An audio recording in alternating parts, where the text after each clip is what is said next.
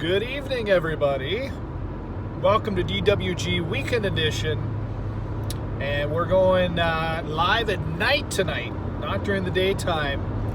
Daywalker's here, but I'm living the life at night and doing a bit of a tour. So I thought I'd jump in here and talk a little bit about what's happened so far in the sporting world and some of my perspective. So a little late night with Q, Ginger, DWG at night. There's going to be just as much swearing as well, I can guarantee you that.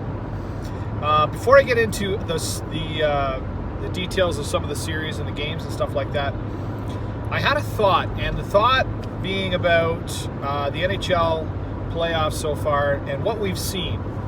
And to me, I filled out my bracket, and there was some series that I was really curious about. And I think what I mean by that is there was some teams that I thought were going to push back on some of the favorites, but that they weren't quite ready to make that next step. I really thought that, every 3-4 years we see a bit of a shift in transition and power in the NHL. And I thought this was a year where there was going to be 4 or 5 teams that were going to push the favorite, but ultimately lose. And so a lot of my bracket had to do with a lot of the favorites winning in 6 or 7 games, but because of their experience that they were going to prevail and move on to the next round. What we have witnessed so far is those teams that I think over the next 4 or 5 years are going to be favorites. They are here now. They are clearly here now. They are winning games and winning rounds. And there are windows opening and there are doors closing right now. And you don't have to look any further than some of the series that are already over. The Tampa Bay Columbus series is in of itself different. And the reason why that one is different is because Columbus is not a true wild card 2 team for a couple of reasons. One, they underperformed for a period of time throughout the year. They were a top 3 team in the Metro for a good portion of the year, and then they dropped below. They were fighting with Pittsburgh there for a while. And the second reason is because they loaded up. They pushed all their chips in and loaded up. And when they did that, it takes a while for a lot of those transactions to gel. Not to mention, on the Tampa Bay side, they went wire to wire, and they were unbelievable. And when we look at years past of President's Trophy Cup winners, they typically don't win the Stanley Cup because of that reason. And a lot of them don't have the adversity that it takes to work through a bad patch of a season to realize how to solve it when it's ramped up in the playoffs. Because if things go bad quickly, you are done. And we saw that in the first round. So that series is different than all the others, and I don't consider that one to be what I'm talking about. What I'm talking about is what I've seen so far in the other series. The Colorado Avalanche knock out the Calgary Flames in 5 games. And yes, Calgary was not or has not been a powerhouse over the last couple of years, but by and large on paper they have a phenomenal team, and they were the 2nd overall seed in the NHL this year. The Colorado Avalanche are a team that is still building and growing, and their best days are ahead. They got the 4th overall pick this year.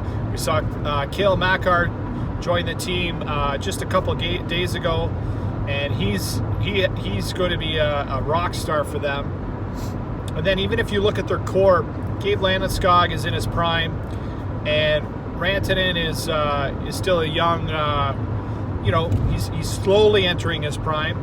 And Nate McKinnon, who's the best player in that series, and maybe the best player in the playoffs so far, that guy's not. He's still 2 or 3 years away from hitting his prime years, and he's already amazing. He's He is exactly what is advertised. He is a hybrid of Sidney Crosby and Connor McDavid, and he put everyone on his back at the end of the year, got them into the playoffs, and then he just absolutely shredded, and I mean shredded, the Calgary defense every single time he went on the ice. That's a team that is here and now. If I look at some of the other series, the New York Islanders, that's a team now that is here and now. That team waxed the Pittsburgh Penguins, who, if they don't make changes in the offseason, and I mean wholesale changes, I'm talking guys that are making big cap dollars. If they don't trade Malkin or Kessel or both and get some serious help, that team's window is closing for the next 5 years. They need to make some serious changes. They're not fast enough. They don't have enough defensive depth, and they certainly don't have the top-end prospects that it's going to take to grow and build around Crosby for one more kick at the can if they don't trade one of those big pieces that are taking up a big chunk of their cap space, including Letang, who, to me, somebody said, is he a Hall of Famer? I don't think he's a Hall of Famer. I think he's been a great defenseman, but I also think he's been very overrated for a career that would be even considered a Hall of Famer. He's not a Hall of Famer in my books. Never will be a Hall of Famer in my books. That's a team that just, got completely outskated, pounded into the ground. So that might be a little better. It gets getting a little darker, so I want to shed some light to some light here. If we look at some of the other series that are happening as well, Dallas just won today, this afternoon. They're up 3-2 on Nashville, a team that has a ton of playoff experience and a phenomenal lineup. They're getting no contributions from guys like Kyle Turris right now, and they're not getting any contributions like they have in the past from their defense. That team is reeling, and Dallas, who has some young, up-and-coming defensemen, Heiskanen is one of them. Klingberg is another guy who's been a phenomenal player. They're moving the puck. They've got big game hunters on the top end, and they're getting some secondary scoring. They're making it look like they're going to win that series, and I never thought that would ever happen. Pekka Rinne is not looking like Pekka Rinne. Pekka Rinne is getting beat to the puck, and he is not. It's throwing me off, first of all, his new pads, but him making the save or making that second save, he looks old and slow. And Dallas is on the verge. If that doesn't go 6 games, Dallas is probably going to win that series in 7.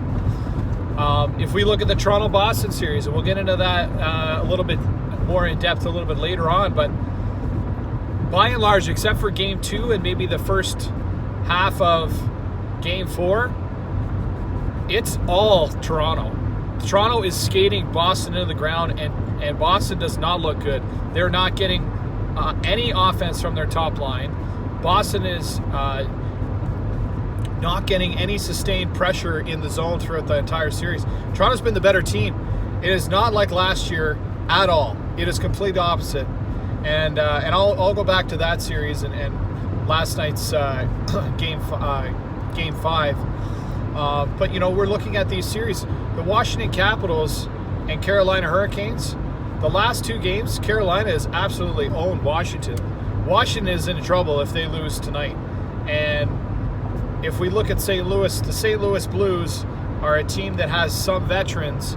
They've got a good mix, but that's, by and large, it's been a team that underachieved last year, are hitting their stride now, and they're going to go 7 games and they might even win tonight. But they're certainly a team who I had going to the finals, but they're beating a really good team in Winnipeg, who isn't necessarily window closing, but they're not getting performances from some of the guys that they need to, and they don't have near the defensive, or they don't have near the depth on their bottom 6 that I thought they would. They need more bottom 6 depth right now, because they're not getting it, and they're in trouble. Winnipeg right now is in deep trouble.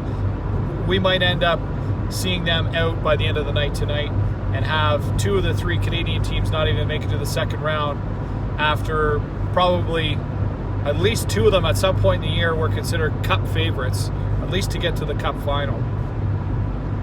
And then again, it doesn't surprise me that Vegas is ahead of San Jose, because Vegas has got it. Vegas getting Stastny and then getting Pacioretty and getting Stone adds to their depth up front, which is huge. They have a tremendous amount of depth now. They got a great goalie. They've got some good puck movement defensemen. They've got a good stay-at-home defenseman in England. They've got a great team, and I have them and St. Louis in the conference finals, with St. Louis edging them out, because I just think St. Louis just has a couple more X factors. But Vegas could very well go all the way, and they could win the cup. They're serious. They got a great team, and what I've been watching, if they come out in the first 5 minutes hard, it's very, very hard for teams to come back on them.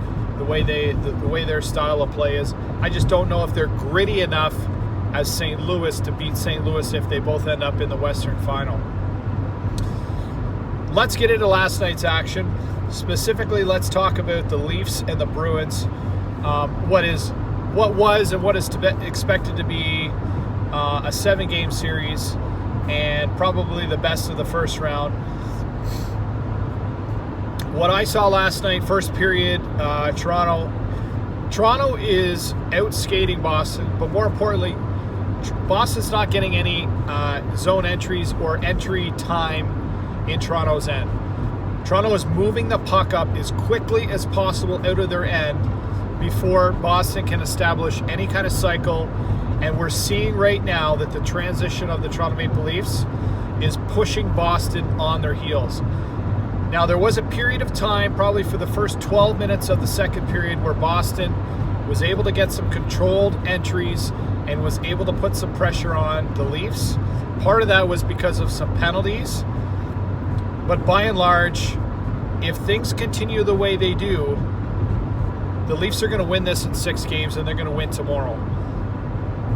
Anderson has been playing great, but he hasn't had to make 50 shots, 52, 53 saves a game.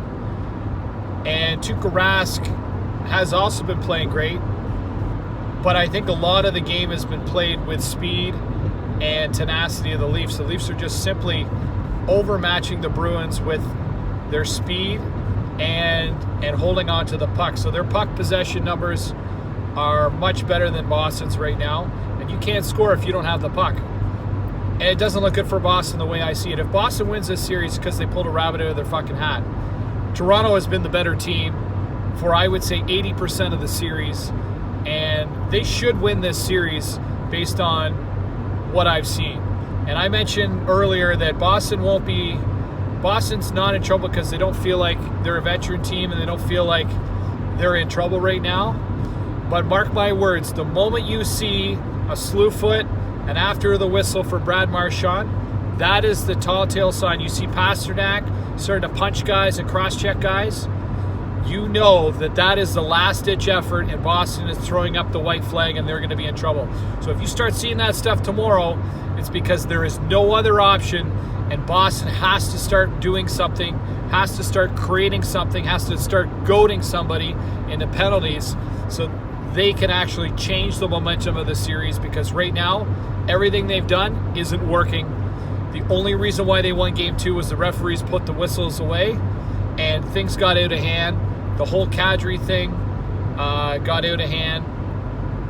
And the problem with Boston is, if they're going to do the after the whistle stuff to shake the tree tomorrow, and they start getting the calls, which the Leafs need to start getting better calls. They have been getting no calls at all when it comes to penalties. If Boston starts parading to the bench, it's going to be 4-5-0 before they know it, and it just plays right into the style of Toronto.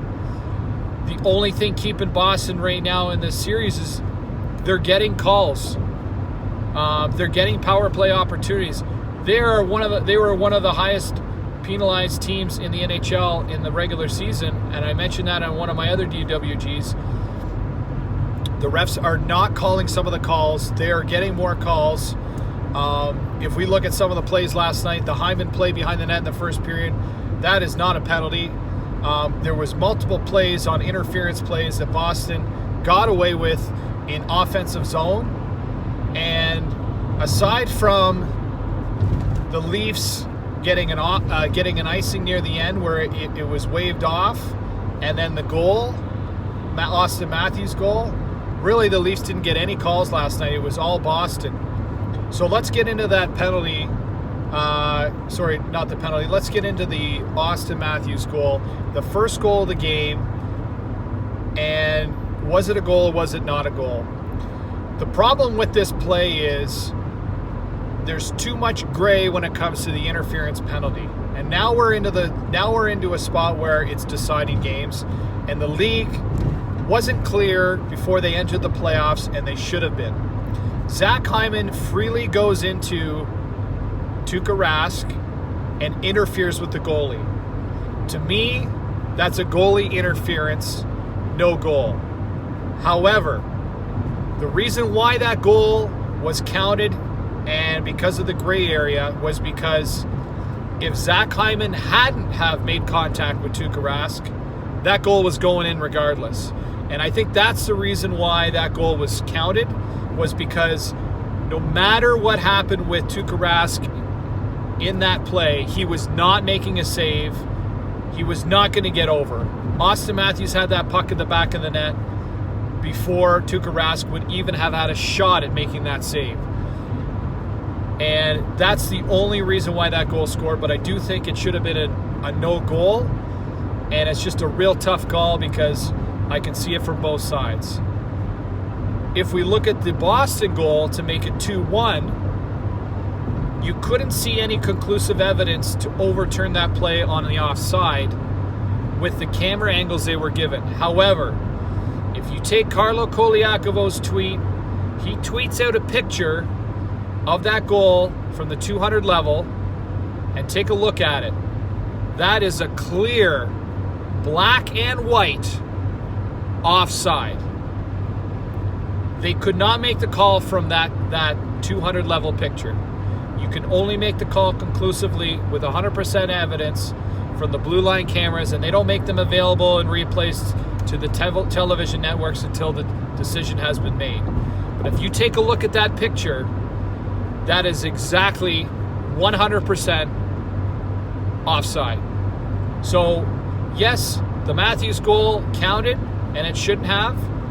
But the Boston goal, it also counted, and it shouldn't have.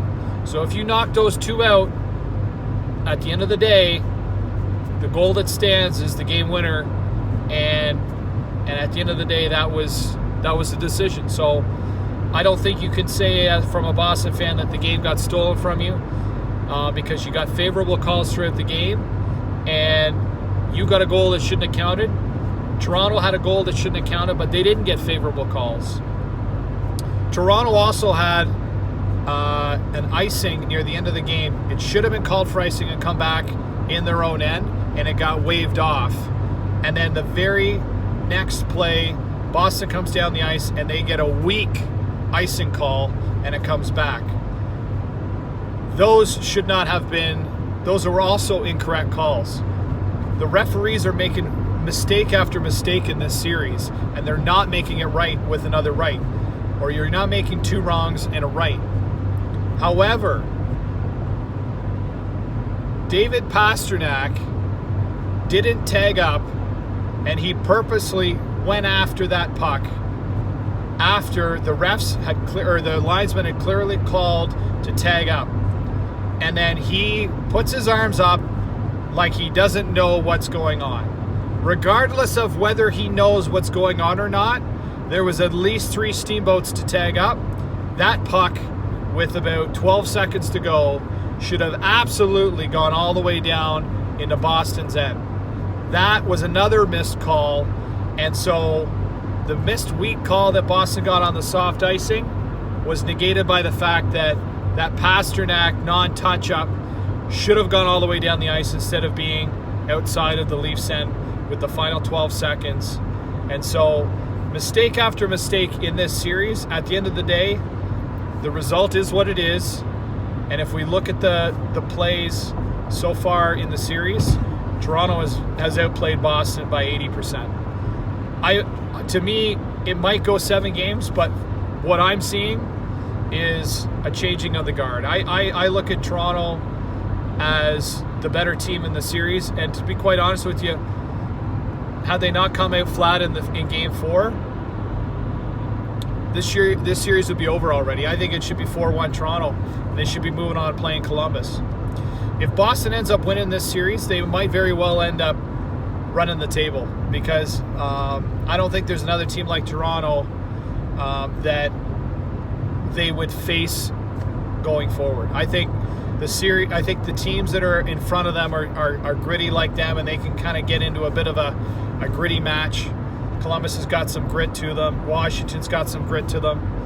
I think Carolina is kind of like Toronto, but they don't have enough offensive power. So Boston could very well, if they end up winning this series, they could go right to the Cup final and they could win. Not to mention, if Boston wins the series, they have home ice throughout the rest of the playoffs, because the teams that finished ahead of them in the regular season, Calgary and Tampa, are already gone. So this game tomorrow afternoon is massive for Boston, and it's important for Toronto too, because if Toronto wins, they get a big monkey off their back, and not only do they get Kadri back to help their forward depth, I think mentally for this young team, that's going to do wonders, and that's really, really going to help them. And you got two confident teams in Columbus and Toronto, who just knocked off two kingpins, the number 1 and the number 3 seed in the league, heading into the second round, which is going to make for a phenomenal series with two really good goalies, some great defensemen, and some really, really good two-way players. I just think Toronto, not to get ahead of us, but Toronto would probably have the upper hand when it comes to depth. And if they could get Columbus in a bit of a track meet and some penalty trouble. So that's what I got for the NHL right now so far. We got lots of games going on coming up. I do know that any series in the second round won't start till Thursday, so we could very well see a couple big matches here. There's a couple potential Game 7s coming up here on Wednesday, potentially the Dallas series and the Washington series. I actually think the Washington series is going to play Game 7 on Wednesday. Nashville, I actually don't think they're going to make it. I don't think they're going to make it to Game 7. I think Dallas is going to finish them off at home in Game 6, just from what I've seen. And then we could see a couple outstanding Game 6s tomorrow, and then Game 7, Toronto-Boston, could happen on Tuesday as well. In the NBA, what we're seeing some very close series, and we're seeing some series that are starting to kind of break teams' backs. Philly won a close one today in Brooklyn. They're up 3-1 in their series, and I expect them to close out at home. I also expect the Raptors, who won a big game in Orlando last night, to close out their series. Pascal Siakam is taking over. His length, his speed, he is like a mini Giannis or Kevin Durant in the fact that he's got great length. He's not quite as tall as these guys, but he can take it to the rack. But more importantly, he can run the court faster than anybody, and you just can't match the length, speed, and the run rate that Siakam can do. You just can't. There's no one who can match him up, because if you put two guys on Siakam with his length and he's making shots, what you're doing is you're opening up the guy who's a former MVP in Kawhi Leonard. You have to pick your poison, because it's one guy or the other. Because if you don't pick one of those two guys, you're going to start opening up gaps in the arc. You're going to start opening up gaps for Green and Lowry, and then when you start spreading the court afterwards, that's when they're throwing the rock back down to Siakam, Ibaka, Gasol. It's just a really bad, it's a bad chess play when, if Siakam is going, there's teams that can't defend because he is the third guy, and you can't double team. And so it's just a real bad mismatch for Orlando, especially if the only way Orlando can make it in this series is if they start making their three shots. They basically got to shoot 50% from the three-point arc. Otherwise, they have no shot. And And that's what we're seeing now is they just have they cannot match Toronto, even though Toronto was not getting the calls last night, and Orlando was getting these ton of calls. They were making shots on the line, and they were getting to the line and stopping the clock. But if they're not making threes, they got no shot against Toronto. And in fact, a lot of teams that have had success against Toronto this year, it's because they've had a high shooting percentage from beyond the arc.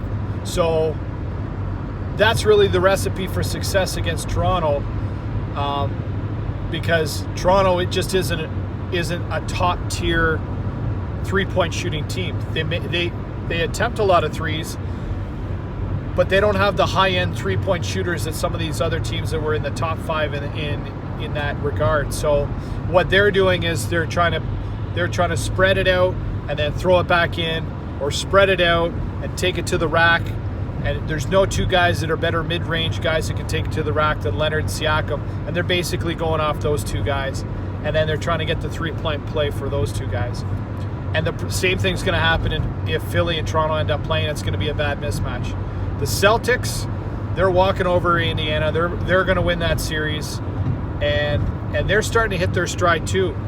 And tonight we're going to see Milwaukee, who's just started playing there. They're starting to impose their will as well. That series is going to be a phenomenal series because I think Boston has every shot to beat Milwaukee. And I don't think Milwaukee can make it to the final this year. I think they're not there yet. I don't think they have guys that have been there to do it. I am going to go out on a limb, and I'm going to say my hot take is that Boston is going to beat Milwaukee, and Boston and Toronto are going to be in the East Final. In the other one, we got a dogfight between San Antonio and Denver. Denver is a 2 seed that I don't feel is a true 2 seed. They're going to go on to the next round, but I don't think they're going to make it past that. And Golden State, they're getting the LA Clippers are playing mind games with Golden State. Golden State is the far superior team, but Golden State is having a real tough time emotionally this season. And I had said before, this is the last tour before the band breaks up, because this team will not be the same team next year. It will not have the same starting 5 that they did this year, and the band is breaking up. So if they can't figure it out and keep going here, we could see a potential upset somewhere down the road. I don't know who it is. I don't think Houston has enough to beat them. I don't know if Portland has enough to beat them. So they very might well just go right to the final, win more, and the band breaks up. But if I'm looking at Portland and Houston, who are great teams, and Denver, I think those teams are all going to move on. I just don't know. One of them has got to step up and beat Golden State and make shots. And I think it could happen, but it would have to go 7 games, and those teams would have to stay healthy. So those are my NBA picks right now. Not as exciting as the NHL. Never is as exciting in the first round as the NHL. The NHL doesn't matter what format they use. The NHL first round is always the most exciting of all the major sports. They're just it's unbelievable night after night after night. You know, the wild card weekend's great, but by and large, you don't have the shock value of big upsets because those teams that got the bye aren't even playing till the next week. So, you know, the NHL playoffs have been really entertaining, but I think the theme right now is that the changing of the guard that I thought was going to happen next year, it's happening right now. It's happening now. We're seeing basically almost every series where the underdog is winning, and now we're going to get into a second round where we're in uncharted territory. We got all these teams that are making that push, and we don't know who's this next powerhouse or next 2 powerhouses they're going to run roughshod over the next 4 or 5 years. It could be anybody. It really could be anybody, because some of these other teams that are lost in the first round, they're going to be running into some salary cap issues as well, and they're going to have to make some changes where they're getting rid of some of their older players, and who knows where those players are going as well. One quick note, the OHL playoffs Eastern and Western Conference Finals have begun. The Ottawa 67s won today. They beat the Oshawa Generals. They were up 2-0 in their series. They won 7-2 today. The Ottawa 67s are 10-0 in the playoffs. They swept their first 2 rounds, and they have not lost a game in the playoffs yet. And then in the other series tonight, we have Saginaw and Guelph. Guelph just came off a massive comeback reverse sweep against the London Knights. They lost on the road to Saginaw on Thursday night. Saginaw waxed them 7-2. Saginaw up 1-0 in that series. They got a phenomenal team too. Saginaw has actually gone 9-2 in the playoffs. They've only lost 2 games, and we could very well see if there's no pushback, if Guelph is just too tired because of what they put into that series against London, a Saginaw-Ottawa 67 series would be phenomenal. And what would be even more phenomenal is if the 67s ran the table to the final. And I'm not saying they're going to run all the way through, but I would think that might be the greatest run in CHL history, to go 16-0. They still got 6 more wins before that happens, but you got to figure they'd be a prohibited favorite even against a top-ranked team in the WHL like the Prince Albert Raiders if they end up winning. The Ottawa 67s have been ranked in the top 4 the entire season. They got a phenomenal team, including Wendell Clark's son plays on that team, and some other top-tier prospects, including their goalie, who was a major acquisition just before the trade deadline from Windsor, DiPietro. So those are a couple updates from the OHL, and not a lot else going on. This is an extra special long edition, Driving with Gingers late night. I hope everyone has an opportunity to get some chocolate into them, some vegan chocolate maybe, because I'm sure that exists. Get a nice cup of coffee, and if you got kids, enjoy the time with them. And we thank the Lord for everything we have. I've been in a grind. Shawsy's been in a grind. Some of you other guys I haven't heard too much from. You guys have been in a grind with crying babies. You got 3 kids jumping all over you in the morning, or German's working overtime, and he's got all these Tinder dates that are just trying to take his money. All kinds of shit. But enjoy the time tomorrow, enjoy the rest of the weekend, and I'll talk to you guys again coming out of the weekend, and we'll talk about what happened and where do we go from here. Until then, I'm signing off. Have a good one, boys.